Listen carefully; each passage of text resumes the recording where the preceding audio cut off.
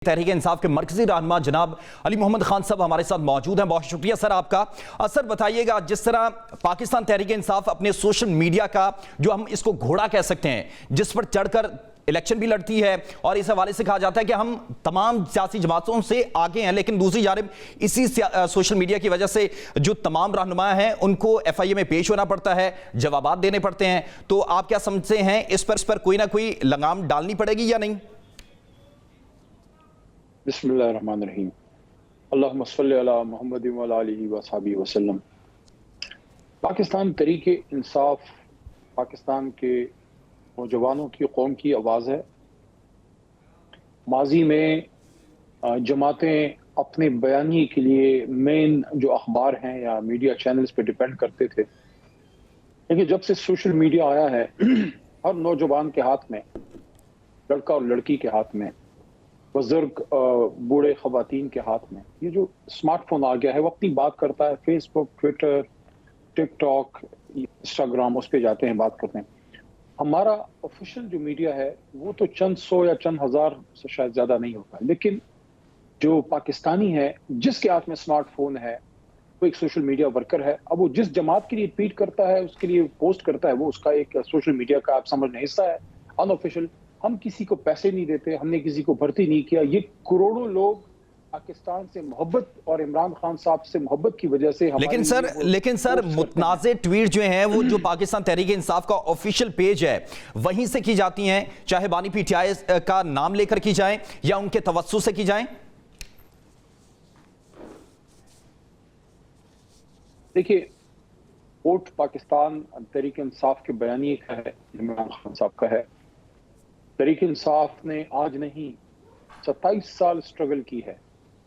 मैं ऐसे ऐसे इलाकों में पाकिस्तान में गया हूं कि जब वहाँ साल 2 साल 3 या 4 साल पहले जब मैं गया या 2 साल पहले गया, तो वहाँ लोग मुझे बताते हैं कि आज से 25 साल पहले इसी इलाके में इमरान खान भी आए थे।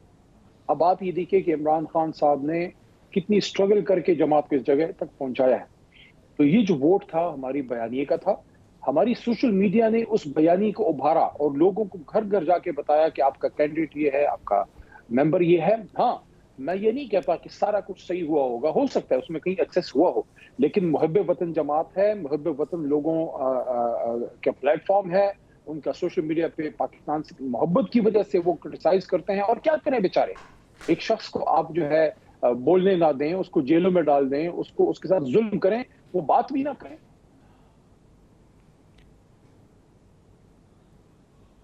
सर बात आप लोग भी करते हैं और आपके जो रहनुमा हैं वो भी करते हैं, लेकिन देखा गया कि बहुत सी जगहों पर आप मोहतात भी होते हैं। लेकिन सवाल यह है कि एक तरफ पाकिस्तान तहरीक इंसाफ के बहुत से ऐसे हैंडलर्स हैं जो वो जहां पर अगर हम बात करें कि पाक फौज जो है वो फितना खवारिज के खिलाफ लड़ती है, लेकिन वहीं पर नीचे पाकिस्तान तहरीक इंसाफ के जो सपोर्टर हैं या वो रहनुमा हैं वो नीचे मजाक उड़ाते हैं।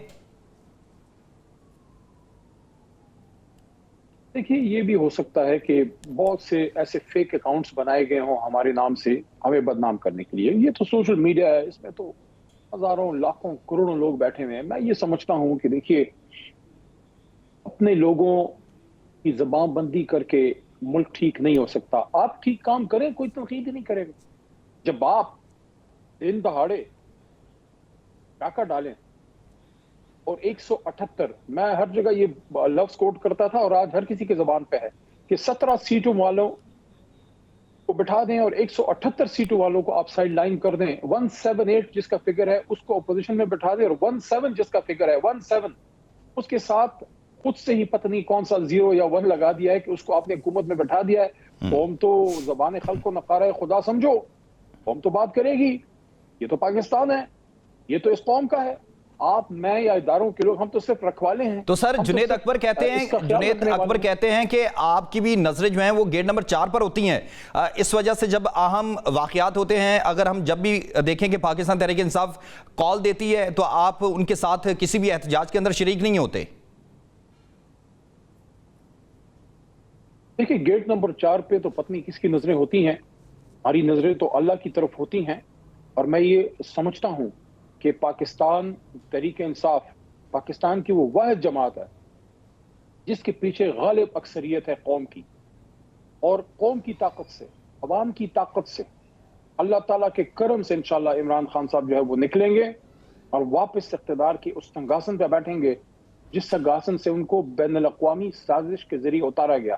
باقی بہت سے لوگ بہت سی باتیں کرتے ہیں، دیکھیے اس وقت میں تو ہر پلیٹ فارم پہ یہ بات کرتا ہوں کہ ہمیں اپنا فوکس ایک چیز پہ رکھنا ہے، اور وہ فوکس ہے عمران خان صاحب کی رہائی اور ہمارے اپنے مینڈیٹ کی واپسی۔ تو آپ کو لگتا ہے جو شیر افضل مروت کے خلاف جو سوشل میڈیا کیمپین بھی ہوئی اور ان کو ہٹایا گیا، اب اسی طریقے سے آپ کے خلاف بھی ایک سوشل میڈیا کیمپین جو ہے وہ لانچ کی جا رہی ہے؟ لیکن مروت صاحب کا جہاں تک تعلق ہے، میرے لیے مناسب نہیں ہے کہ میڈیا پلیٹ فارمز پہ بیٹھ کے پارٹی کے انٹرنل افیئرز پہ بات کروں۔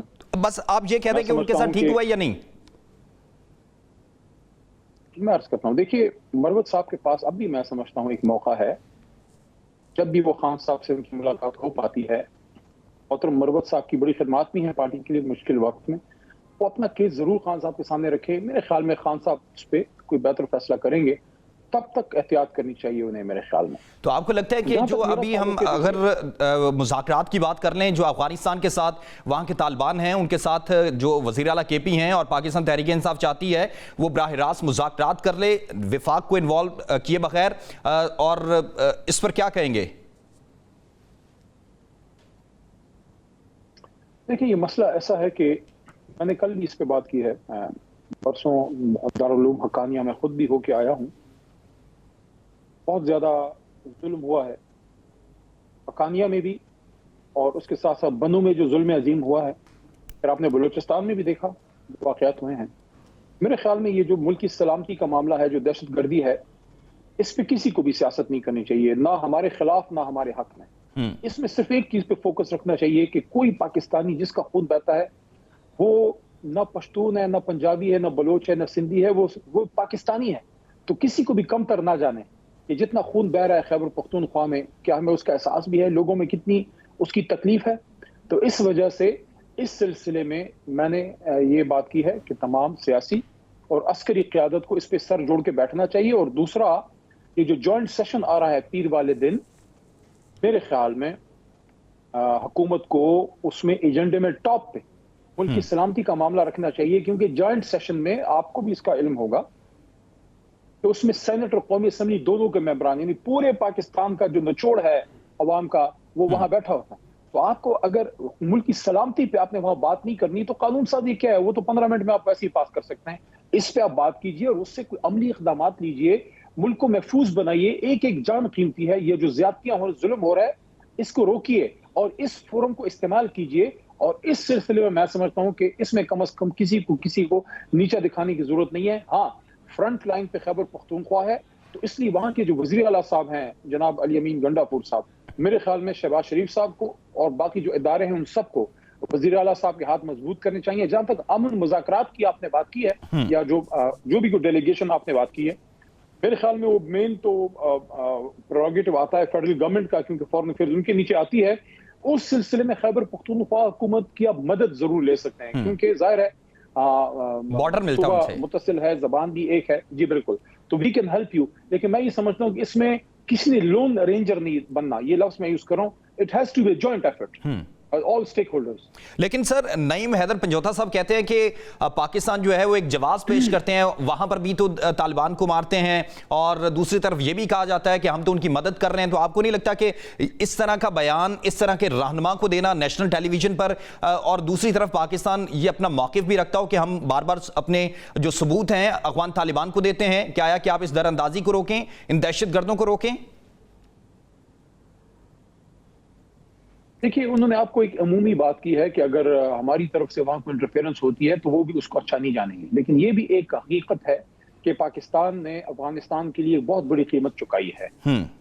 2 نسلیں ہماری، 3 نسلیں اس میں جوان ہوئی ہیں۔ میں اس پہ کہتا ہوں کہ ہمیں اللہ کا شکر ادا کرتا ہے، ہمیں اس پہ فخر نہیں کرنا چاہیے، اللہ کا شکر ادا کرنا چاہیے کہ جب ہمارے بھائیوں پہ وہاں تکلیف ہوئی، چاہے وہ USSR کے خلاف ان کی جنگ تھی یا نیٹو کے خلاف، ہم نے اپنے گھر، اپنے سینے، اپنے حجرے، اپنے مدرسے، ہر جگہ ہم نے ان کو ویلکم کیا ہے۔ پشتونوں نے، بلوچ نے، سندھ میں بھی تھوڑا بہت، پنجاب میں بھی، لیکن مینلی پختونخوا اور بلوچستان میں وہ لوگ آئے ہیں، لیکن اس کی ہم نے قیمت چکائی ہے۔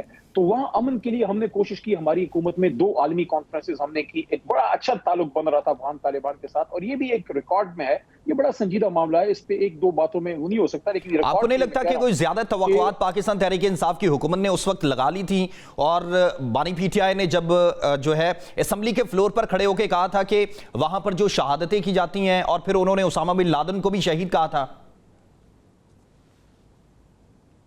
دیکھیے یہ مسئلہ ایسا ہے کہ اس میں جس طرح بھی میں نے آپ کو کہا, اس میں اس معاملے پہ سیاست کر کے ایک دوسرے کو نیچا دکھا کے آپ نقصان پاکستان کا کریں گے. میں تو ان چیزوں میں بڑا کلیئر ہوں. دیکھیے ہمارے جتنے لیڈرز ہیں بڑے, کوئی بھی ملک دشمن نہیں ہے, اپنی اپنی سیاست سب کی ہے, سب کو کوشش کرنی چاہیے کہ اس معاملے کو افہام و تفہیم سے حل کرنے میں کوشش کریں.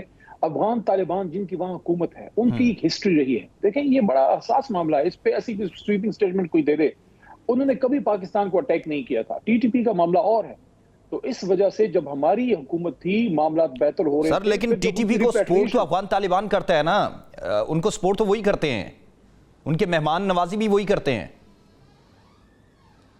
دیکھیں یہ میں نہیں سمجھتا کہ اس طرح ہوگا.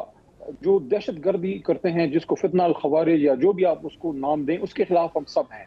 جب ہماری حکومت کا آخری ٹائم تھا تو اس وقت کے آرمی چیف باجوہ صاحب اور اس وقت کے جو ڈی جی آئی تھے اور پھر فارمر ڈی جی آئی فیض صاحب اور ندیم انجم صاحب, یہ سب ایک پروپوزل لے کے آئے تھے خان صاحب کے پاس. اس پہ ایک میٹنگ ہوئی تھی ایک, کہ ریپیٹریشن ہو تاکہ معاملات بہتری کی طرف جائیں جو ٹی ٹی پی والے ہیں, لیکن اس پہ کوئی فیصلہ نہیں ہو سکا تھا. پھر ہماری حکومت ختم ہوگی, شہباز صاحب آ گئے, پھر شہباز صاحب کی حکومت نے ان کو اجازت دی, کیوں دی, ان کو ریپیٹریٹ کیا, کتنوں کو کیا, وہ تو جواب وہ دیں گے.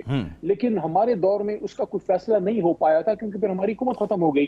تو اس وجہ سے بجائے اس کے کہ حکومتی لوگ بیٹھ کے ہم پہ لان تان کریں, اس کا جواب دیں, میں سمجھتا ہوں کہ آپ بیٹھیں پارلیمنٹ کے فلور پہ یا اندر کمیٹی میٹنگز میں یا اور جو فورمز ہوتے ہیں, اور اس پہ مضبوط فیصلے کریں. اور ایک بات یاد رکھیے, یہ میں سب کو کہہ رہا ہوں, اس چیز پہ ایک نظر رکھتے ہوئے, اور صوبے سے میرا تعلق ہے پختونخوا سے بھی, اور ایک عرصے سے سر میں آپ کو یہ کہیں اگر لکھوانا چاہتے ہیں تو میرے سے لکھوا کے رکھ لیں کہ جو اقبال کا ویژن تھا آج بھی اگر اس پہ عمل کریں, علامہ اقبال نے فرمایا تھا پورا ساؤتھ ایشیا مٹی کے بدن کی طرح ہے اور افغانستان اس کا دل ہے.